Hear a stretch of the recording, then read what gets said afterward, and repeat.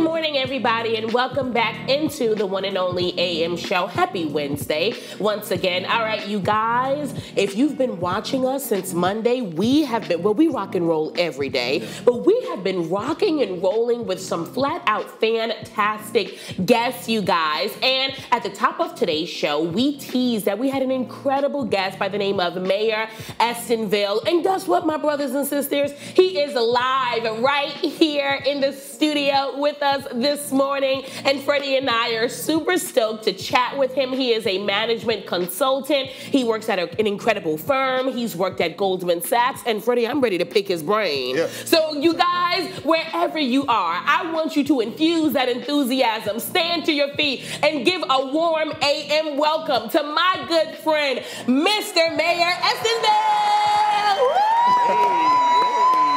Hey, Mayor, what up, man? Yeah. Excited to be here with you guys. Oh, God, thank you so much for coming. Like, we were so excited. We're incredibly excited to chat about everything that you've been working on, your journey. So, Mayor, I know that you are into management consulting and you work at Kearney, the firm. Yep. Tell us a little bit about, because you guys, fun fact, let's just insert this. Mayor and I went to the same high school. So it's so beautiful to see. No, it's not Far Rockaway. Valley Stream. Close enough. Close enough. Valley Stream sent you high school. So it's really, and it's like a full circle moment, right? To see people just doing so well. So I'm curious, Mayor, what made you get into management consulting? Yeah, for sure. So, I mean, I guess high level, the whole consulting thing, it basically allows me to advise like executives, businesses, etc. And I got super into it because like it basically allows you to get so much experience in a lot of fields that you normally wouldn't necessarily be in. Yeah. I think for a lot of people, you're kind of like, you're in your industry, you're in your role, and you're kind of there for a set time.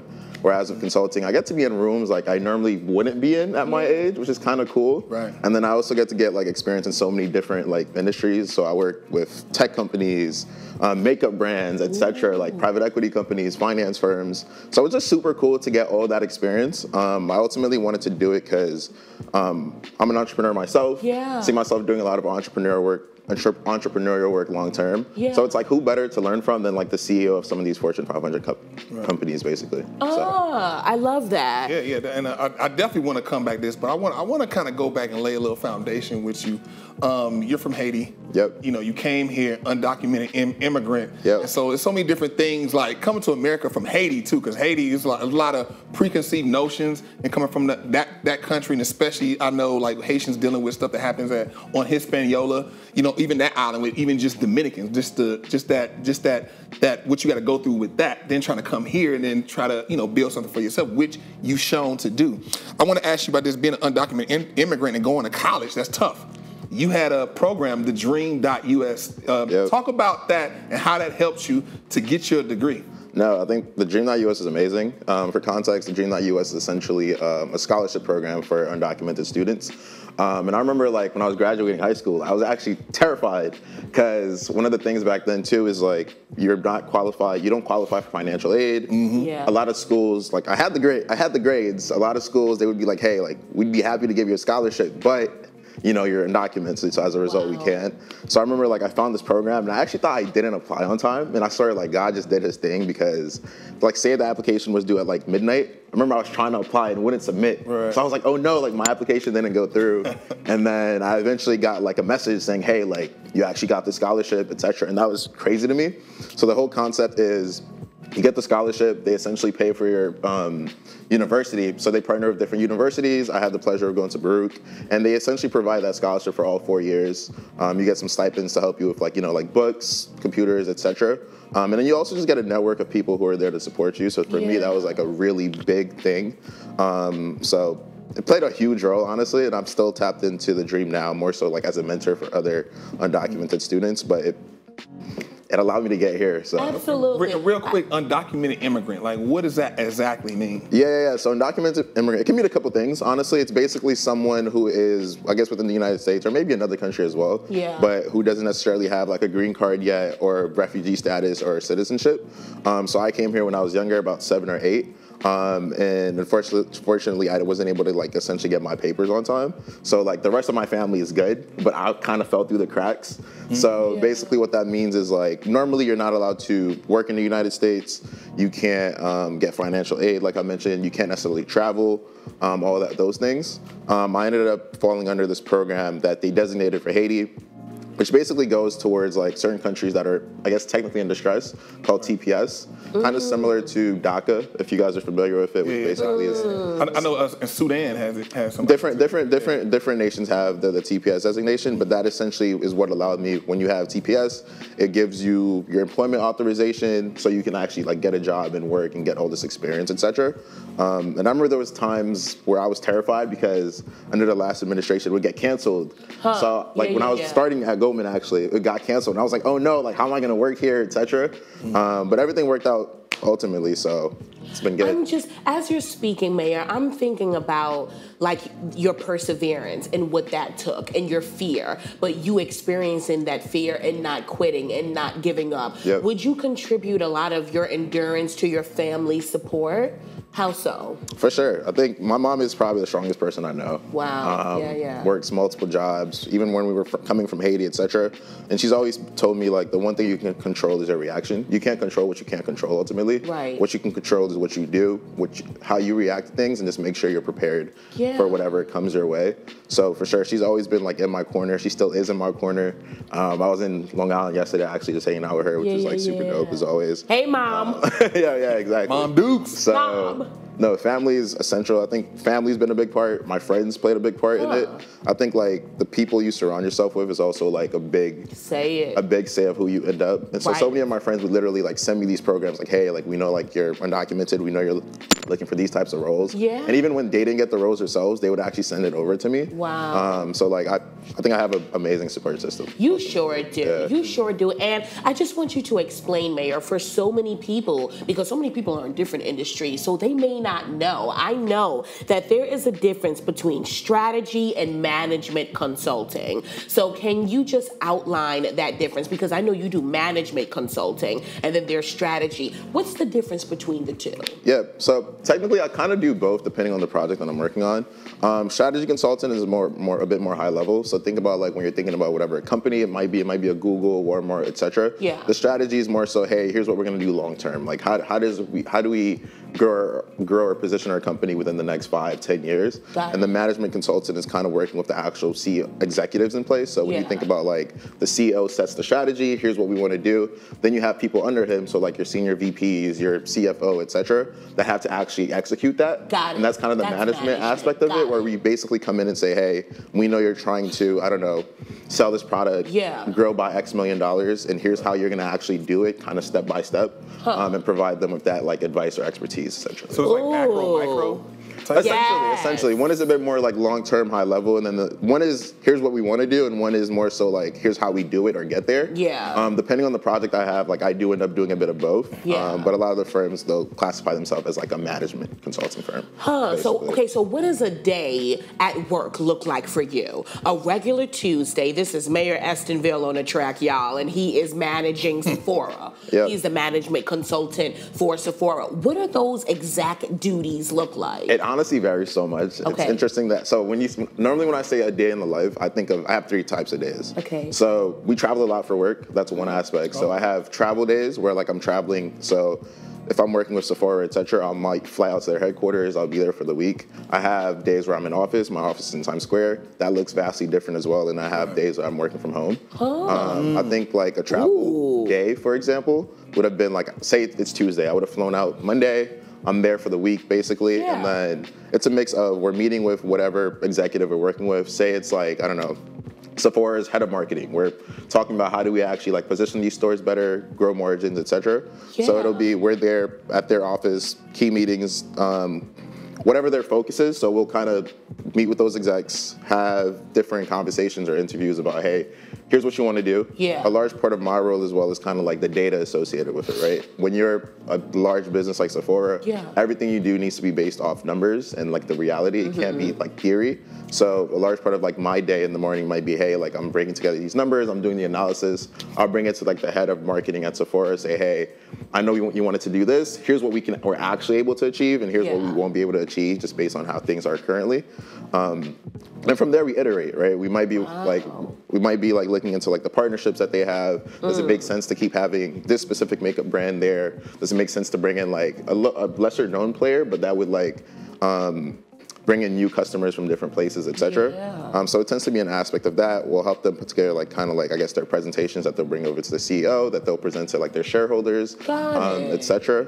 And then I think that's high level a day in the life. It's still a bit more complex than that, but I think that's like that sounds like business and PR. That's like business, public, right, Freddie? It's like business. Like a lot of, you weaving, like I guess you said earlier, you're weaving a lot of different things. Business, public relations, and marketing. That's all that. That's what that sounds like. Yeah. So with what you just said, like you're meeting with these execs, I feel like this is the case, but you know, I definitely want to hear from you. Your interaction with these people, are some easier than others? Have you encountered some CEOs, some marketing managers where it's like, okay, like they brought you, they know they brought you in for a reason and they're along board, and then as opposed to some, it's like a lot of pushback, there's a lot of difficulty for whatever reason. Maybe they think what they're doing is right, or it may be some biases that you can kind of tell, like, oh, okay, like I'm young, I'm black, or like what is that? So what's been your experience? So good. That's good.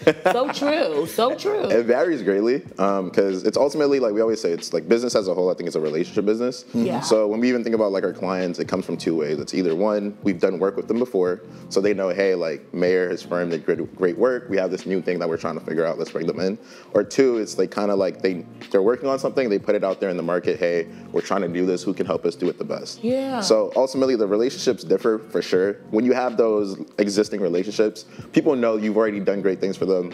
They know, even if they don't necessarily believe in what you're saying initially, they know it's gonna kind of like come through towards the end, and even if they disagree with it, they know it's a better decision or a good decision. And then there's a lot of pushback, because just because I am working, say we're using like a chief marketing officer as an example, just because I'm working with them, I'm still working with like different people in their organization. I'm working with their directors, I'm still working with the CFO to say how everything reports. So sometimes there is pushback with the other people you're working from too, because they're like, oh, like why is he here working on this when I should have, or they're making a decision that I don't necessarily agree with. So it definitely varies. And there is that pressure to deliver, because like if you're an exec, regardless of the relationship, you're paying like millions of dollars for these like consultants. You can't just not give me anything good. So a lot of times the relationship, you kind of have to manage it like well, because it's, yes, we have a good relationship, we're going to like business dinners, et cetera, but when it's time to deliver, the pressure is on, people get angry, people have thoughts. So you have to like kind of like maneuver all of that.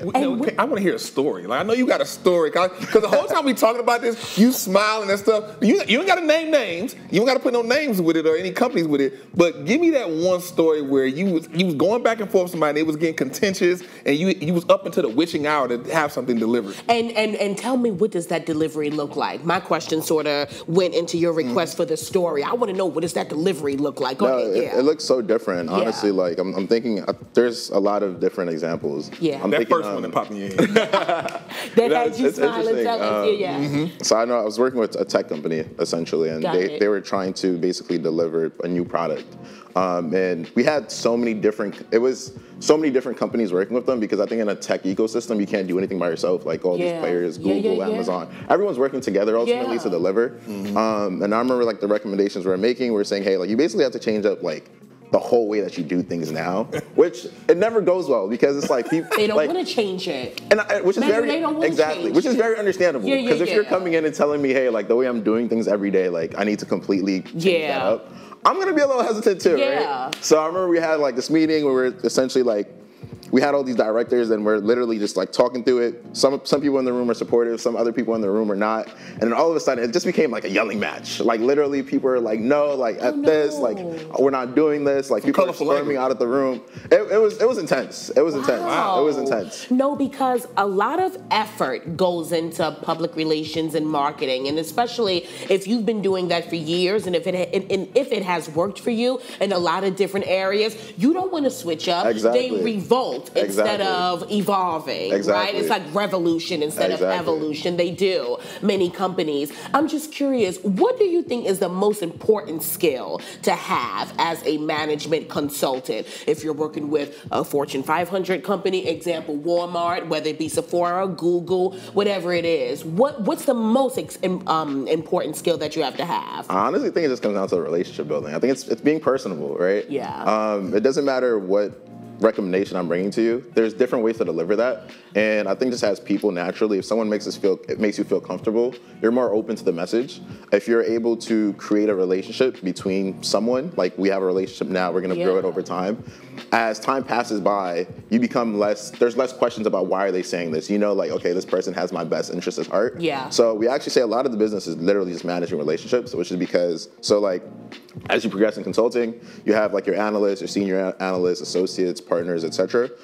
So much more of the business just becomes managing that relationship. So like my analysts and my senior analysts, for example, now they're more so the ones doing like the analysis, they're in the numbers, etc. A lot of my job is actually just like managing the managers, managing the directors, and like the effective like relationship management. And then as you become a partner, that's literally what you're doing full time. It's, hey, let's grab dinner. How are you feeling? Is this delivery up to what you're expecting? And even when you're not working on a project with someone, it's just keeping up with the relationships. Right. A lot of like clients and people I've worked with, like even when I'm not actively working with them, I'm like, hey, like I'm in town this week. Like, what are you up to? Like, let's catch up. Exactly. Like, I love that. Golf, let's grab like dinner, sales. etc. Sounds very similar to sales. I think everything in life is ultimately sales, because the thing is like a part of it is sales because you're providing a service to someone, and at the level that we're doing it, they're paying so much money to actually like have our services. So it's like you have to be able to justify, here's why I'm doing this specifically, and that's easier to do when you have a good relationship with someone. Right. The good thing about that too is like when you have that relationship, say I have like some work I want to do,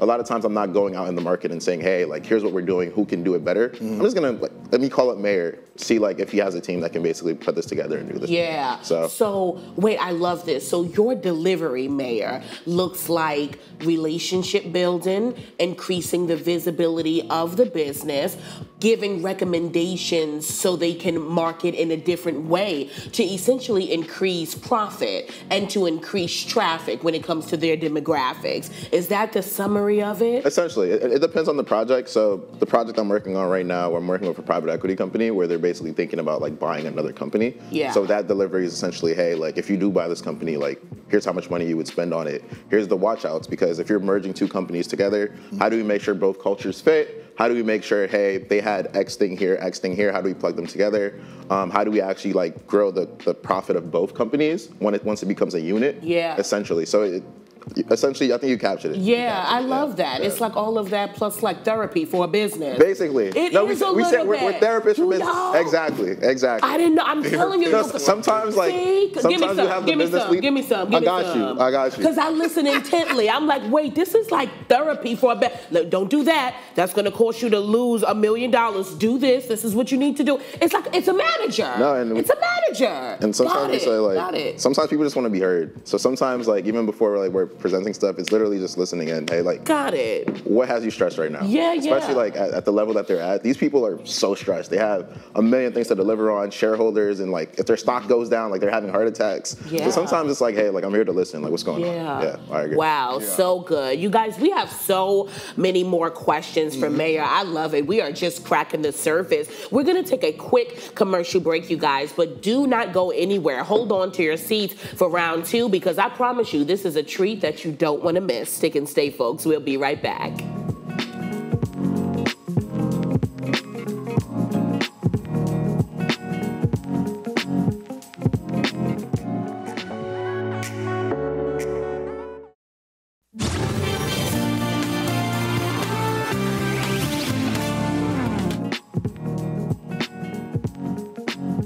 welcome back to the AM show. We still have our guest locked in the spot, my man, Mayor Estinville. Oh, yeah. Dropping this nice knowledge. And we're in this part two. And I wanna, with this part, I wanna go back to Goldman Sachs. You interned at Goldman Sachs. It's big business. A lot of money there. Yep. You were there for 2 summers, matter of fact. Yep. You were there for 2 summers. When you were there, because I did a little reading and a little researching. Like when you were there, you was actually like doing some real work, not intern work. Like you was actually like doing the job of somebody who worked there as they left to do some other stuff. Like talk about that experience of 1, just getting the internship, and then 2, being there and actually working. Exactly. Yeah. No, I think there's so many different things that go into it. 1, getting the internship. That was a process in itself. I actually got rejected the first time, which I think is hilarious. I think the way God works is just funny because like I remember I was trying so hard to get this internship. Literally put in my resume. They were like, "Hey, maybe next time." I ended up getting another scholarship. I go to dinner one day and come to find out Goldman was the company that sponsored the scholarship. Cool. I'm already thinking I didn't get the internship. Don't stress too much about it. So I meet a couple people. They're super cool. So like I meet one of the guys there, Brian Lee. We talk. Go to dinner, take a photo together, go back home. Send him the photo, and I was like no intention behind it. I sent him the photo. I was like, hey, like it was super cool to meet you. You're actually like really cool. Like let's keep in touch. Come to find out, he's the chief risk officer at Goldman. Wow. So, like, literally on the board. Literally, on the board of this one of the largest banks. He's at DC like every other week. Literally like just talking to like everyone. Yeah. And then I sent him that photo. And he emailed that. I was going to a conference at the time. He emailed that to a couple other people at the firm, and he was like, "Hey, talk to the student. Super dope guy. Not sure if he applied yet, but if he did it, like, let's talk to him." And next thing I know, all these directors are texting me, hitting me up. "Hey, we would love to like talk to you, chat to you, get you an interview." And I'm like, I thought I got denied already, right? But it's crazy to think that relationship building. It's all exactly. Right. It's all about the to relationships, and then the actual internship is crazy. I think one of the reasons these banks, these companies are so sought out for is like their training programs, the way that they develop people is literally like world class. So for my internship specifically, I was working in something called Marcus, which is basically like their consumer business. So Goldman is an investment bank, which is normally like, hey, we're working with either companies or super highly wealthy people. At the time, they were actually exploring like, hey, why don't we do things for the average person? And that was what Marcus is. So if you have like the Apple Card, for example, that was a partnership with Apple where they said, hey, we're going to work with Goldman Sachs to provide this. And then they had this tool called Marcus, which was, hey, let's teach people how to manage their money. Let's have a high yield savings, etc. So at the time, I was working on the team developing that. And to your point, what makes the internship so great? There's no such thing as intern work. From day one, it's hey, you get trained up. You're taking on the responsibilities of someone else. So I remember the analysts ahead of me at the time. Literally, I basically just took over the work that they did every day, and they took over the work that someone else was doing every day, which was nuts. But it's such good work experience because it's like you know what to expect. And I came out of there with just so many skills. Like I think just from that summer when I went back to school, I was a different person, honestly. Yeah. Like the stuff that I felt like I could do was miles ahead of what I thought I could do before. So. So to follow up, you mentioned Apple Card. Yep.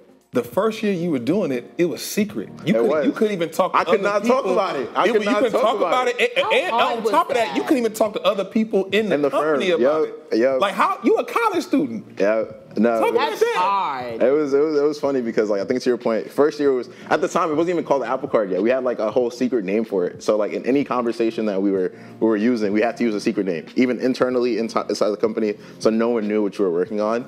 And it was cool because like it's super secret because anything that has to do with financial information. A couple things. One, working at the bank, like. I'm into finance. At the time, me and some friends had started a finance firm. I couldn't trade anymore. Like, you get so much information about what other companies are doing, for example, that it was like, hey, you have to keep not just Goldman's information private, you have to keep the information of all these other companies private. So I couldn't, like, touch the stock market. I couldn't talk about what I was working on, which is crazy because, like, basically I had access to see, hey, we're testing this, and at the time it was internal testing, so only people at Goldman and at Apple had access to it, and only a select few people.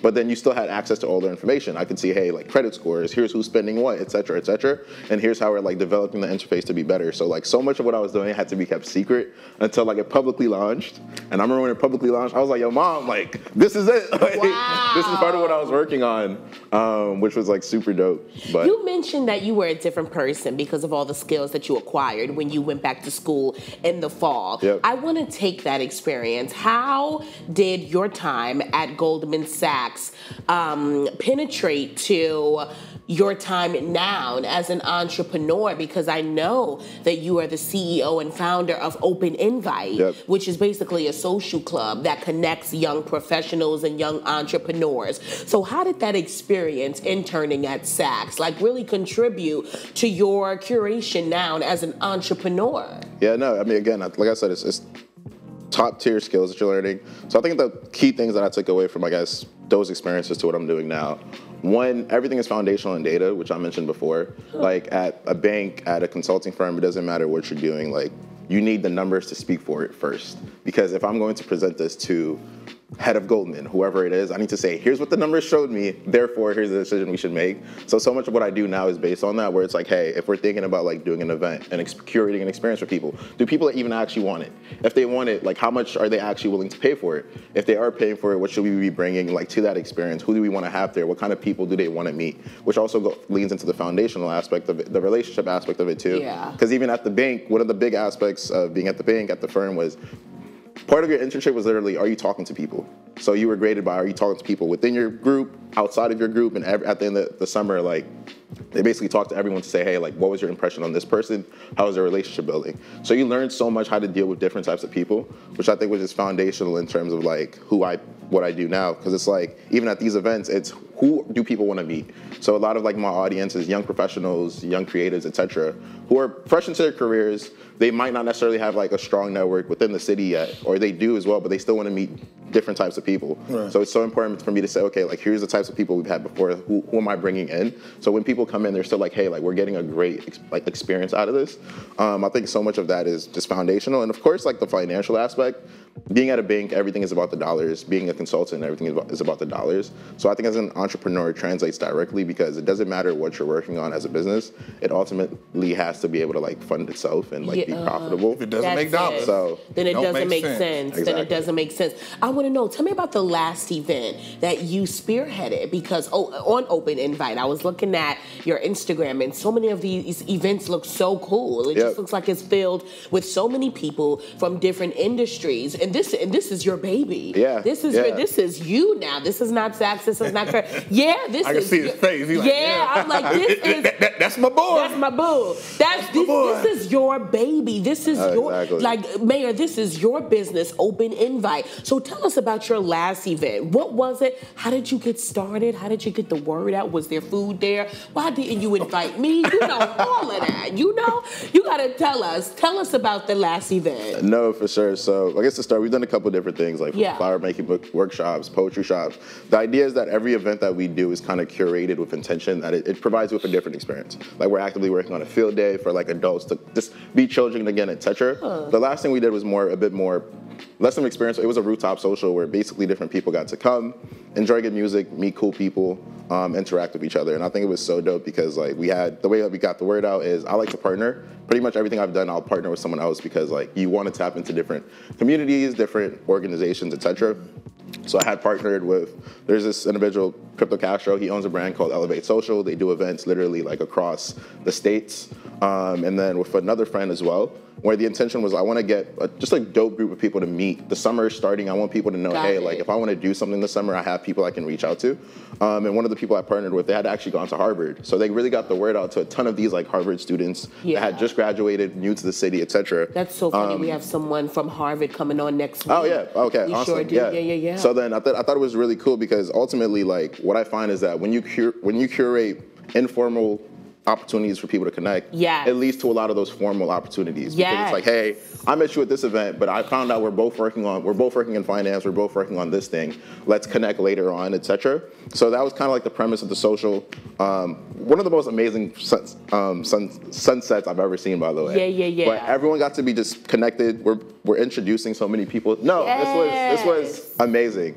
We're introducing so many people together, and it's so cool because since then we've gotten so many requests like, hey, like when are you doing the next one? So many people met. I had friends from like UPenn at so many of these Ivies, etc., reaching out to me saying, hey, like I'm gonna be in the city this summer. Let me know what next time you're doing one. I love that. And I think that's so cool just to have like everyone connected ultimately. Come. Hey, You have the page. Yeah, You have the page. I want to come. It's an open invite. Yeah. Wait, I know Freddie has so many good questions. come too. Yeah, Fred, we got to be up in there. Yeah. Wait, I want to know, how is that profitable? Because I know I know you're a business. The finances of it. Right. You're a businessman. Finance literary. I know there's money in it. How do we make a little bit of coin out of this gathering? Tell us. So basically, what we do is we have two or three types of events. Basically, we have, as we're growing, we're still in the early phases of growing. We also have experiences that are curated towards just gathering people. It's reach. So for those, it might be like literally like let's break even, etc. Right. And then we have the events where you do have to like pay for it. So like our flower making thing, for example. Exactly. So our flower making thing was about like $55 per head. Okay. The way I kept the specific event that we're speaking to like pretty low cost is, ultimately, the rooftop is something I had access to already. And then in terms of, we had some great DJs, like I mentioned, I partnered with Elevate, etc. Those are close friends of mine. So I literally got a DJ set that would have cost thousands of dollars. They were just like, I'm happy to do it for free. It's like a barter type deal. Exactly. It's crazy. And these are that relationship. And these are like young men, like if you even look up their thing, like they're charging thousands of dollars. They've done mixes for like Thames, etc. Like these popular artists, and then just by having the relationship, they were so happy to just do it and be there, and just to also meet other people that were going to be there. So it still allowed us to essentially like break even. So that our next event, for example, which is going to be a more charged one, it kind of offsets for that. Got it. So it's like food and meet and greet and business cards and networking and music. Business cards, not so much. No? Now Okay. I find that for a lot of people, it's let me get your Instagram, let me get your number. Okay. Next thing I know, we're on LinkedIn, we're making connections. I have friends who have, I think it's so dope. I have friends who have literally gotten together, started businesses together. Like my friend started like, I introduced them initially. They started like a hedge fund together. It was just so cool just to be like, oh snap, like I made that connection and now you guys are like working together. It's just a cool thing to see. That's satisfying. And I find like the best relationships are truly like informal.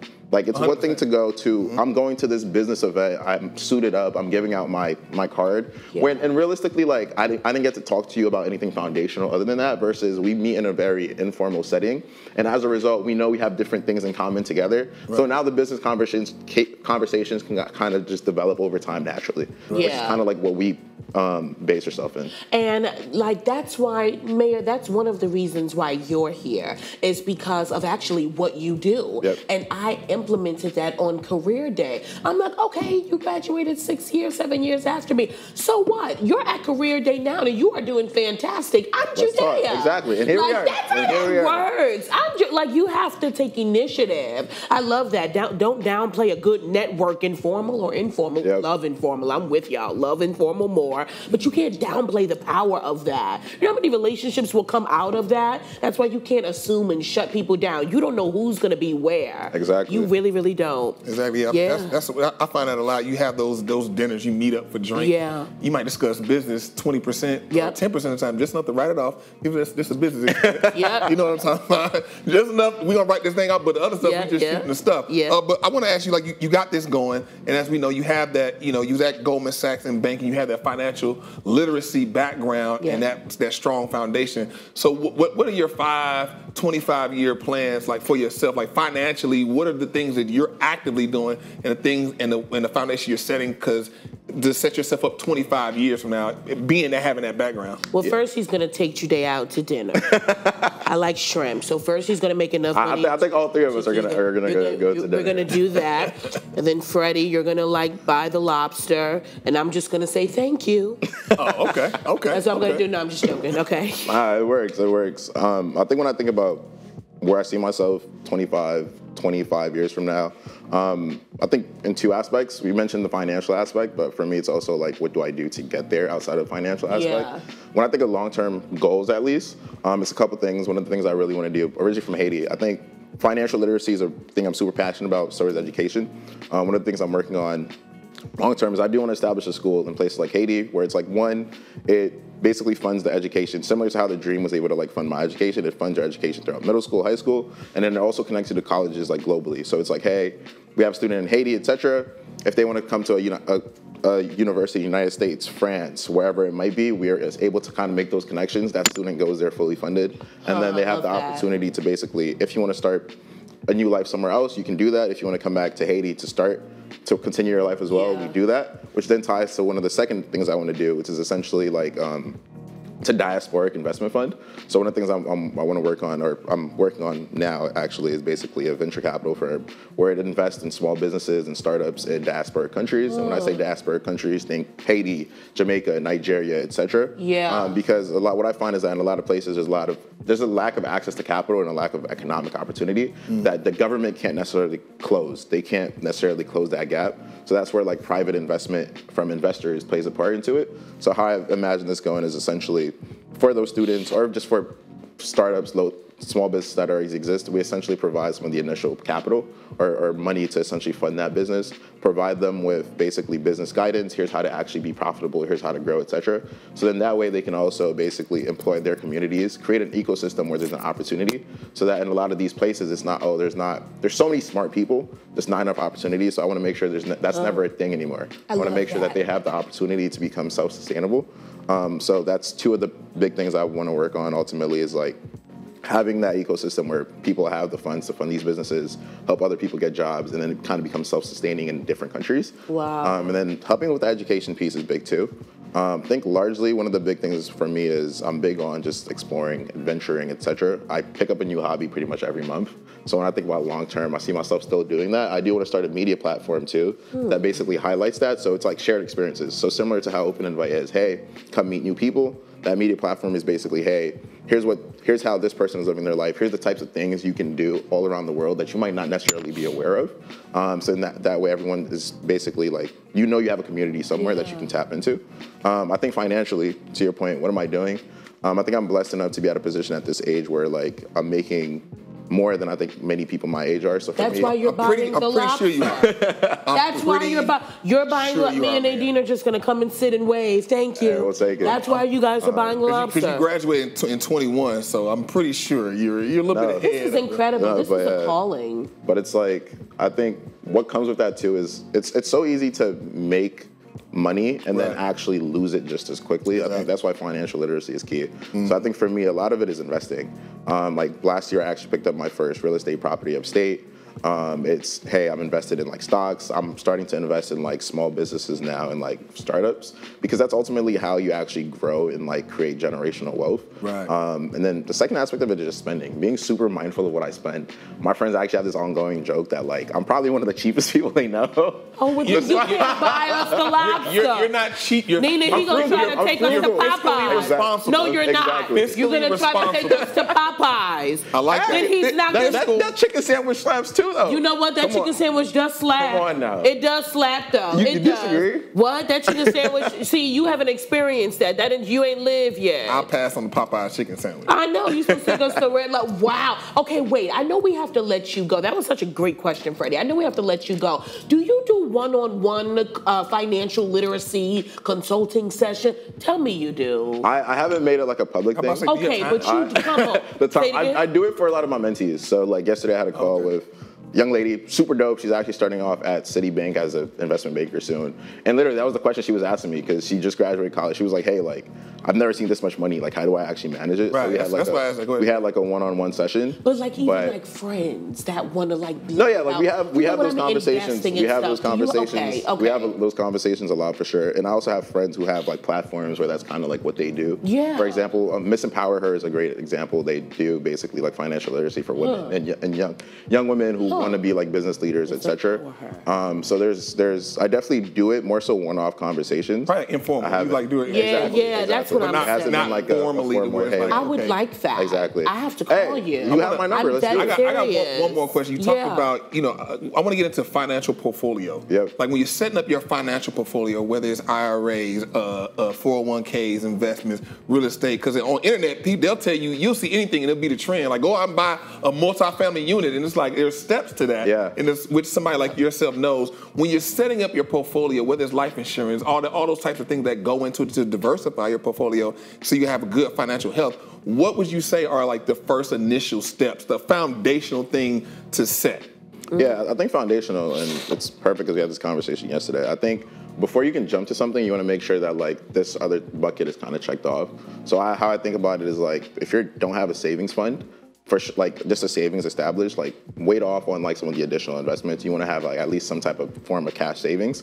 Once you have that, I always say put it in a high yield savings. So that's what Marcus is, part of what I was working on at Goldman. Right. So Marcus, a lot of these other banks have high yield savings. And what that is basically like, say a traditional bank would give you 0.05% return on your money. These might be giving you like 2 or 3%, which as you stack up more and more bread, it's still more income than you would have generated. Right. So I tell people from there, if you have an employer that they have like a 401k match, at least match that match. Yeah. So if they're giving you 6%, put 6% into there, because it's free money.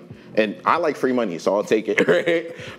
If you do have the additional income, put that into an IRA. It's the next step I tell people. If you can max that out, max it out. Once you max that out, if you can max out your 401k, you're at that level of income where it's disposable enough for you to like max that out. You might as well max it out because over time it'll only generate more and more dividends. And then from there, you can look at your individual investments, right? So it's, hey, I'm invested in single stock bonds. I'm invested in this type of ETF, whatever it might be. And then from there, you get to the more risky, I guess you could say, investments where it's like, hey, maybe it's like, now you're looking into like options, longer term options. You're looking into the real estate, et cetera. And even with the real estate, there's so much that comes into there. And that's why you want to have like the upfront capital, because you will have to put down a down payment. You will have to fix something, et cetera. There's so many ways to look at it. I don't think there's a one size fits all kind of portfolio. I think it very much depends on where you are in your life, where you are in your career, what your goals are, et cetera. So I have friends who are literally just all cash. And that's because they knew like, I'm going all into myself. They started their businesses, et cetera, and you needed that cash to kind of like manage the upfront cost that comes along with it. And I have friends that are like, hey, like I know I'm gonna be in this career for literally until I retire. I'm gonna just max out my 401k. I'm not trying to do anything too risky right now, and then the dividends will kind of return over time. But I think those are kind of like the foundational steps. And then there's more things that can be explored over time, but for your average person, that's like a great start. High yield savings, IRA. Your 401ks, your HSAs, even if you have like an HSA and FSA through your company, which is like a health savings fund, which basically allows you to use untaxed money for health expenses, which is actually like super clutch in my opinion. Right. So there's all these different approaches, yeah. Okay.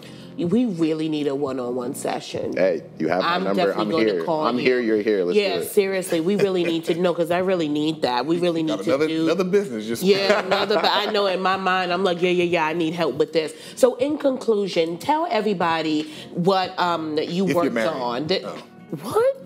So in conclusion, tell everybody if you're married. I know women probably watching. Oh my God, like, no. honey, girl, who is in May's life? Like, no, very, very much single. We're very much focused on just building out the businesses right now. That's the focus. I was so not thinking that. You leave it up to Freddie BTV. I was talking about your New York City project. Oh yes. Talk about that, and then I know we have to go, but tell everybody about your work. I'll try not to take too much time, but it was probably one of the coolest projects I've done in a long time. Yeah. We essentially got to advise the city of New York on basically their economic planning for the next 5-10 years. The report is public, actually, so everyone can like look it up.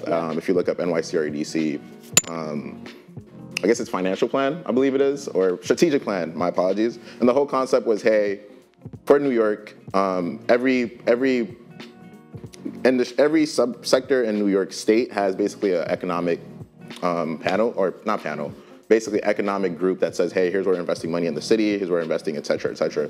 So as of late 2023, me and my team basically got to put together the strategic plan for the city that basically says, hey, here's the areas you should look to invest in as we think about how like the city's going to develop over time. So my recommendations were areas like infrastructure. It was at the time where we just had a really bad flood in downtown Brooklyn. It's how do we prevent things like that from happening? It's AI and technology. Exactly. It's AI and technology. AI is becoming a huge part of the world. Yeah. How do we train people who grew up in like NYCHA projects, et cetera, to actually get some of these roles to make sure that they're having the financial mobility to climb out of the ranks? It was things like green energy. So now even in what is that? Why am I? It's blanking now. At Governor's Island, for example, Governor's Island is becoming a clean energy hub where they're doing so many basically projects to say, hey, how do we actually go from using traditional oil and gas to using air power, wind power, to using solar power, et cetera? So that was essentially kind of the the overview of the project, and a big part of it too, which I was super excited to work on, was how do we address they called it the migrant crisis that was happening in New York. We had so many people basically getting bused here from different states. So a large part of the project was also like, how do we like make sure these people are taken care of, and just becoming a functional part of the city in the sense of, as people come here, are they learning how to speak English? How do we train them to do the roles, to do jobs that are open and people are looking to do? And it was just a super cool project because as part of that project to do it, we had to speak to so many different leaders in the city. So everyone from like the heads of commerce for Staten Island, Brooklyn, Manhattan, etc., to all the major CEOs who have bases here. So I got to talk to like execs at Etsy, execs at Google. I met the CEO of like Louis Vuitton. I was like, wow. I was like, they're my mama bag, you know? Wow. So I got to speak to all these different people to like get their thoughts on, hey, like where does the city need to go to keep being one of the greatest cities on this planet, in my opinion. And it was just a super dope project. Ultimately. Oh my God, incredible. I had the pleasure of reviewing it. Mayor sent it to me. Just incredible work. Mayor, we thank you so much. Thank you guys. We thank you. Let's give it up for my good friend, Mayor Estinville, everybody. Absolutely.